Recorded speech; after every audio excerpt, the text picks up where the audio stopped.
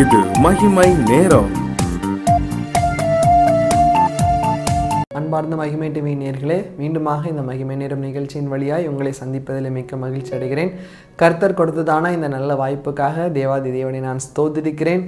மீண்டும் ஒரு முறை கூட உங்களை நான் வாழ்த்தி வரவேற்றுக் கொள்கிறேன். இந்த மாதத்தில் கர்த்தர் நம்மோடு கூட பேசுகிறதான வார்த்தை, இரட்டிப்பான நன்மையை தருவேன், இன்றைக்கே தருவேன். கடந்த 2 நாட்களாக கர்த்தர் என்னென்ன இரட்டிப்பான நன்மை நமக்கு தந்திருக்கிறார், அதை நாம் சுதந்திரிப்பதற்கு எப்படி நாம் பாக்கியவான்களாய் மாற்றப்படுகிறோம் என்று சொல்லி நாம் பார்த்தோம். இன்றைய தினத்திலும் கூட கர்த்தர் நமக்கு தருகிறதான இரட்டிப்பான நன்மை, அற்புதங்களையும் அடையாளங்களையும் செய்கிற தேவனாய் நம்முடைய வாழ்க்கையில் அவள் இருக்கிறார். அற்புதங்களையும் அடையாளங்களும், இந்த 2 ஆசீர்வாதங்களை கர்த்தர் நம்முடைய வாழ்க்கையிலே தர சித்தமுள்ளவராக இருக்கிறார். இதற்கு ஆதாரமாக எடுத்துக்கொள்ளப்பட்டதான வசனம் யாத்திராகமம் 7வது அதிகாரம் 3வது வசனத்தில் அவர் அற்புதங்களையும் அடையாளங்களையும் செய்கிற தேவன் என்று சொல்லி சொல்லப்பட்டிருக்கிறது. நாம் ஆரம்பத்தில் சொன்னது போல இந்த சகரியா 9:12 சியோன் குமாரத்தியே என்று சொல்லி சியோன் குமாரத்தியை பார்த்து இரட்டிப்பான நன்மை கர்த்தர் தருவேன் என்று சொல்லியிருக்கிறார். அதே போல் இந்த இஸ்ரவேல் மக்களுடைய வாழ்க்கையில் கர்த்தர் அநேக இரட்டிப்பான நன்மைகளை கொடுத்திருக்கிறார். அநேக நன்மைகளை, இந்த அற்புதங்களும் அடையாளங்களும் ஆகிய அநேக நன்மைகளை கர்த்தர் செய்திருக்கிறார். ஆனால் ஒரு காலகட்டத்தில் அந்த இஸ்ரவேல் மக்கள் அதை மறந்து போகிறவர்களாக இருக்கிறார்கள். இன்னைக்கு நம்முடைய வாழ்க்கையிலே நாம் அப்படி இருக்காதபடிக்கு கர்த்தர் கொடுத்ததான ஆசீர்வாதங்களை, அடையாளங்களை நாம் கைப்பற்றி நடக்கிறவர்களாய் நாம் காணப்பட வேண்டும். ஒரு ஊரில் ஒரு சகோதரி இருந்தார்களாம், கர்த்தருக்கு பயப்படுகிறதான, கர்த்தருடைய வழியிலே நல்லபடியாய் நடக்கிறதான ஒரு சகோதரி. அவர்கள் தன்னுடைய திருமண காரியத்தை ஏற்பாடு செய்யும் போது ஆண்டவருடைய சமூகத்தில் ஜெபித்தார்கள். ஜெபிக்கும் போது ஒரு சகோதரனை கர்த்தர் அவர்களுக்கு காட்டினார். அந்த சகோதரனுடைய வீட்டில் வந்து பெண் பார்க்க வந்தபோது அவர்கள் அதற்கு சம்மதித்து அந்த சகோதரனுக்கும் இந்த சகோதரிக்கும் திருமணம் நடந்தது. அதற்கு பின்பதாக அவர்கள் கர்த்தருடைய கிருபையினால் ஒரு கர்ப்பஸ்திரி ஆனார்கள். அப்போ அவர்களுக்கு அந்த வருஷத்தில், கர்ப்பஸ்திரியான அந்த வருஷத்தில் ஒரு வாக்குத்தத்தம் கொடுக்கப்பட்டதாம். இதே நம்ம இப்போ தியானித்திருக்கிறதான இதே வாக்குத்தத்த வசனம் இரட்டிப்பான நன்மையை தருவேன் என்று சொல்லப்பட்டது. இந்த ஸ்திரீ இந்த வாக்குத்தத்த வசனத்தை பிடித்து கொண்டார்கள். பிடித்து அதை வந்து ஜெபிக்க ஆரம்பிச்சாங்க. ஆண்டவரே, இந்த இரட்டிப்பான நன்மையை தருவேன்னு சொல்லி நீர் வாக்குத்தத்தம் பண்ணியிருக்கிறீர், நீர் வாக்கு பண்ணினவர், நீர் உண்மை உள்ளவர், நீர் மாற மாட்டீர். அதனால ஆண்டவரே, இந்த வசனம் எனக்கு வாழ்க்கையில் உண்மையாக நடக்கணும் அப்படின்னு சொல்லி அவங்க ஜெபித்துட்டு வந்தாங்களா. அவங்க ஜெபித்ததை கர்த்தர் பார்த்து கொண்டா. அவங்க கர்த்தரோட பயந்து நடந்தாங்க, கர்த்தருடைய வழிகளில் உத்தமமாய் நடந்தார்கள். இதை பார்த்து கர்த்தர் அவர் மேல் மனம் இறங்கி அவர்கள் ஜபித்தபடியே அந்த வருஷத்தில் அவங்க பிரசவிக்க நேர்ந்தது. அவங்க ஜபித்தபடி 2 இரட்டிப்பான ஆசீர்வாதத்தை கர்த்தர் கொடுத்தாராம். அதாவது 2 இரட்டை குழந்தைகளை கர்த்தர் கொடுத்தாராம்.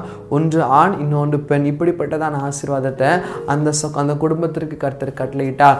ஏன் இதை சொல்லுகிறேன் என்று சொன்னால், கர்த்தருடைய பிள்ளைகளாய் நாம் பயந்து நடப்போம் என்று சொன்னால் கர்த்தர் நம்முடைய வாழ்க்கையில் கூட அதிசயங்களையும் அடையாளங்களையும் அவர் செய்ய சித்தமுள்ளவராக இருக்கிறார். அதை செய்வதற்கு அவர் திராணி உள்ளவராக இருக்கிறார். இன்னைக்கு அதை நாம் பெற்றுக்கொள்வது நம்முடைய கரத்தில் இருக்கிறது. கர்த்தர் அடையாளங்களை செய்ய ரெடியாக இருக்கிறார். அப்போ அற்புதங்கள், அடையாளங்கள் என்று சொல்லி நாம் பார்ப்போம். ஆனால் அற்புதம் ஒரு மனுஷனுடைய வாழ்க்கையில் எப்போ நடக்கும்? அவன் எதிர்பார்க்காத சூழ்நிலையில் அவன் அற்புதம் நடக்கும். பாருங்களேன், இப்படிப்பட்டதான ஒரு அற்புதம் இந்த சகோதரனுடைய வாழ்க்கையில் நடக்கும் என்று சொல்லி அவங்க நினைத்திருக்க மாட்டார்கள். அவர்கள் விசுவாசத்தோடு ஜபித்தார்கள். அவங்க கேட்டது 2 குழந்தை தான். ஆனால் கர்த்தர் அதை எப்படி கொடுத்தார்? ஒரு ஆணும் ஒரு பெண்ணுமாக கொடுத்தார். இன்னைக்கு அநேகருடைய வாழ்க்கையில் கர்த்தர் தருவதற்கு சித்தமுள்ளவராக இருக்கிறார். ஆனால் அதை நாம் பெற்றுக்கொள்வதற்கு நாம் பாக்கியவான்களாக இருக்கிறோமா என்பதை சற்று சிந்தித்து பார்க்க வேண்டும். இந்த இரட்டிப்பான நன்மை, அற்புதம் என்று சொல்லப்படும் போது எரேமியா 33:3 அவன் என்னை நோக்கி கூப்பிடு, நீ அறியாததும் உனக்கு எட்டாததுமான பெரிய காரியங்களை உனக்கு அறிவிப்பேன் கர்த்தர் சொல்லியிருக்கிறார். அப்போ நீ என்னை நோக்கி கூப்பிடு, நீ அறியாதது எப்படி நடந்து அப்படிங்கிறது உனக்கு தெரியாது, உனக்கு எட்டாதது, நீ நினைச்சு பார்க்க முடியாத அளவுக்கு கூட உன்னால் எட்ட முடியாத காரியத்தை நான் உனக்கு தருவேன் அப்படின்னு சொல்லி கர்த்தர் இன்னைக்கு நம்ம பார்த்து சொல்றார். இதுதான் அற்புதங்களும் அடையாளங்களும். இந்த அற்புத அடையாளங்களை பெற்றுக்கொள்ள கர்த்தர் நம்மை இந்த நேரத்தில் அடைக்கிறார். வேத வசனம் சொல்லுகிறது, மத்தேயு 15வது அதிகாரம் 11வது வசனத்தில், ஆண்டவரே, அற்புதங்களையும் அடையாளங்களையும் செய்வதற்கு உமக்கு ஒப்பானவர் இந்த உலகத்தில் யாரும் இல்லை. மனுஷனை நோக்கி நம்ம ஓடலாம். இன்னைக்கு நிறைய பேர் கர்த்தரை பற்றி அறியாதவர்கள் அடையாளங்களை பெற்றுக்கொள்வதற்கு, சுகத்தை பெற்றுக்கொள்வதற்கு, அற்புதங்களை பெற்றுக்கொள்வதற்கு, என்ன நடக்கும் என்று சொல்லி பார்ப்பதற்கு மனுஷரை நோக்கி ஓடிக்கொண்டிருக்கிறார்கள். ஆனால் கர்த்தரை பற்றி அறிந்தவர்களாகிய நாம் மனுஷரை நோக்கி ஓடாதபடிக்கு உத்தமத்தில், கர்த்தருடைய உத்தம மத்தியிலே நாம் நடக்கும்போது கர்த்தர் நமக்கு அற்புதங்களையும் அடையாளங்களையும் செய்ய சித்தமுள்ளவராக இருக்கிறார். இன்னைக்கு நம்முடைய வாழ்க்கையில யாரை நோக்கி நாம் ஓடிக்கொண்டிருக்கிறோம்? மருத்துவரை நோக்கி ஓடுகிறோமா, இல்லை வேற ஏதாவது காரியங்களை நோக்கி நாம் ஓடிக்கொண்டிருக்கிறோமா? இன்னைக்கு உங்களோட வழியை விட்டு நீங்கள் திரும்புங்கள். கர்த்தரை தன் பலனாய் கொண்டிருக்கிற மனுஷன் பாக்கியவான். கர்த்தரை உறுதியா பற்றி பிடித்துக் கொள்ளுங்க. ஆண்டவரே, இந்த அற்புதத்தை நீ என் வாழ்க்கையில செய்யுங்க. யாக்கோபு ஜெபித்தது போல, ஆண்டவரே நீர் என்னை ஆசீர்வதித்தால் ஒழிய உண்மை நான் விடமாட்டேன் என்று சொல்லி யாக்கோபு ஜெபித்தது போல, ஆண்டவரே நீர் இன்னைக்கு இந்த அற்புதத்தை என் வாழ்க்கையில செய்யுங்க என்று சொல்லி நாம் ஜெபிக்க வேண்டும். தானியேல் தீர்க்கதரிசன புஸ்தகம் 4வது அதிகாரத்தில் 2வது வசனத்தையும் 3வது வசனத்தையும் நாம் வாசிப்போமானால் இந்த அற்புதத்தையும் அடையாளத்தையும் குறித்து கர்த்தர் அநேக காரியங்களை நம்மோடு கூட பேசுகிறார். அடையாளங்கள், கர்த்தருடைய அடையாளங்கள் எப்படி இருக்கிறதா? அது மகத்துவமானது, அது மேன்மையானது, அதற்கு ஈடானது எதுவுமே இல்லை. அப்படிப்பட்டதான அடையாளங்களை கர்த்தர் நம்முடைய வாழ்க்கையில செய்கிறார். அடையாளங்கள் அப்படி என்றால் என்ன? பின்னாடி ஒரு காரியம் நடக்க போகிறது, இதற்கு கர்த்தர் அடையாளமாய் ஒரு காரியத்தை நமக்கு காட்டுகிறார். நிச்சயமாக அது நடக்கும். அப்போ ஒரு உறுதிப்பாடை கர்த்தர் நமக்கு கொடுக்கிறார். இதுதான் அடையாளம். அற்புதத்தை குறித்து சொல்லும்போது, கர்த்தாவே உம்முடைய அற்புதங்கள் வல்லமை உள்ளது என்று சொல்லி தேவன் சொல்லுகிறதா நாம பார்க்கிறோம்.